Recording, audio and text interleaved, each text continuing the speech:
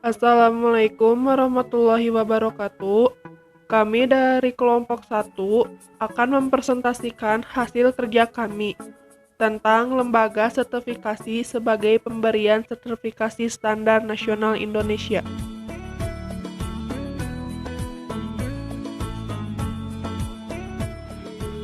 Nah, bagaimana sih proses mendapatkan SNI?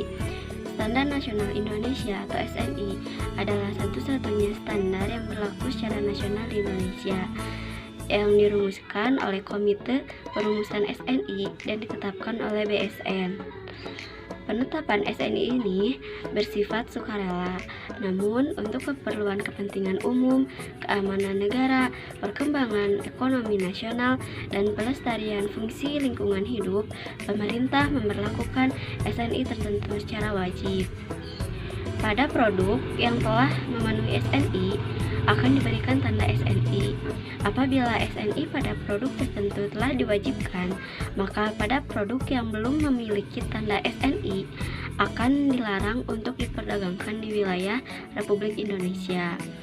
Sedangkan untuk produk yang tidak terdaftar pada daftar wajib SNI, tanda SNI tersebut berfungsi bahwa produk tersebut memiliki keunggulan dan tidak dilarang untuk diperdagangkan di wilayah Republik Indonesia karena tidak terdaftar pada daftar produk wajib SNI. Kegiatan sertifikasi dilakukan oleh LS Pro.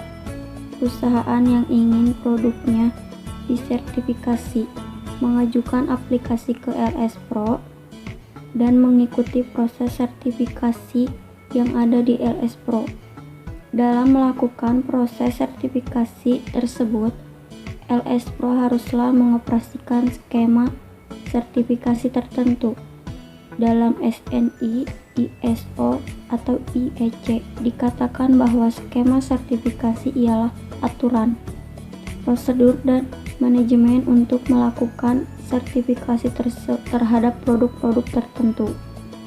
Untuk membuktikan dan mendapat pengakuan formal bahwa benar suatu perusahaan atau organisasi telah menerapkan SNI atau standar tertentu, perlu proses penilaian kesesuaian yang dilakukan pihak ketiga. Proses penilaian oleh pihak ketiga inilah yang disebut sebagai sertifikasi, dan lembaga yang melakukan kegiatan penilaian disebut sebagai lembaga sertifikasi. Klasifikasi sertifikasi. 3. Klasifikasi kegiatan sertifikasi berdasarkan SNI yang dapat dilakukan. 1. Sertifikasi sistem manajemen, yaitu sertifikasi terhadap sistem manajemen perusahaan, misalnya berdasarkan SNI ISO. 2. Sertifikasi produk, yaitu sertifikasi terhadap produk yang dihasilkan perusahaan berdasarkan SNI produk tertentu, misalnya SNI helm dan air minum dalam kemasan. 3. Sertifikasi personel, yaitu sertifikasi terhadap kompetensi personel, misalnya auditor dan tenaga kelistrikan. Jadi, sertifikasi SNI adalah proses penilaian kesesuaian terhadap produk, sistem manajemen, kompetensi suatu perusahaan personal berdasarkan persyaratan dalam SNI, dalam rangka memperoleh pengakuan formal. Sedangkan proses sertifikasi produk adalah proses penilaian apakah suatu produk memenuhi persyaratan seperti yang tercantum dalam standar. Untuk itu yang harus dilakukan adalah 1. Pastikan jenis produk seperti apa yang akan disertifikasi. 2. Cek apakah produk sudah ada standarnya SNI. Jika belum ada, maka tidak dapat disertifikasi. 3. Setelah memasukkan SNI, cek apakah ada lembaga LS Pro. Jika tidak ada LS Pro, tidak dapat disertifikasi. Di sini ada kewenangan lembaga sertifikasi.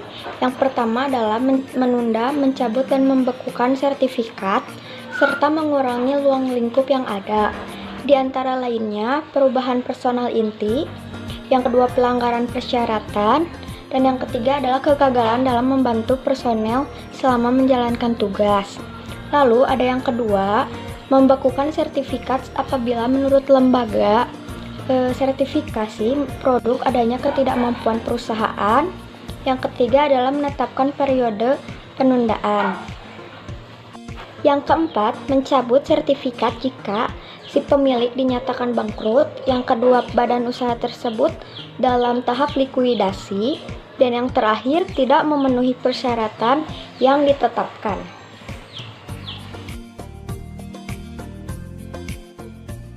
Proses sertifikasi produk. Proses sertifikasi produk adalah proses menilai apakah suatu produk memenuhi persyaratan seperti yang tercantum dalam standar.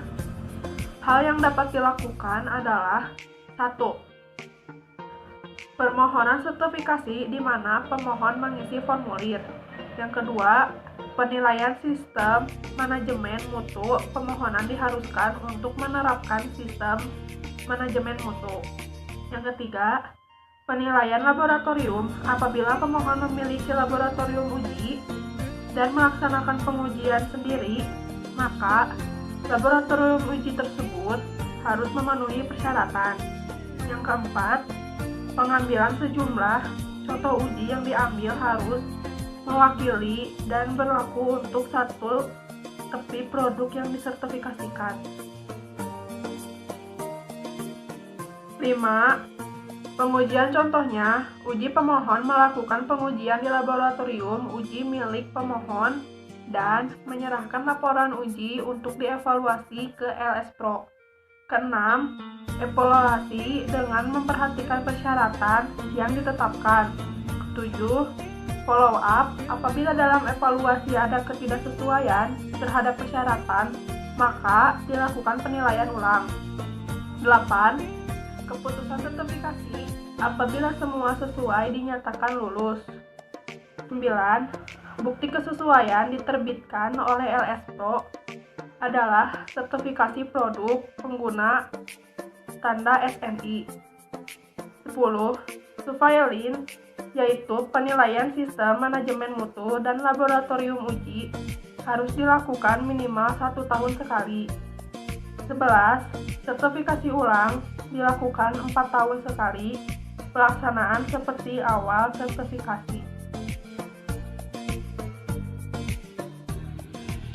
Pemberian sertifikat dilakukan oleh manajemen LS Pro atau lembaga sertifikasi produk. Dapat menerbitkan sertifikat penggunaan tanda SNI kepada pemohon sertifikasi apabila 1. Hasil evaluasi terhadap sistem manajemen mutu tidak menunjukkan adanya ketidaksesuaian. 2.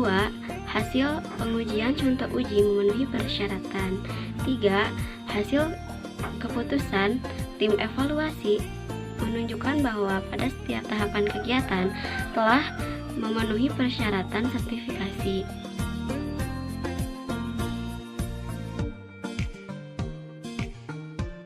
Sekian yang dapat kami sampaikan. Wassalamualaikum warahmatullahi wabarakatuh.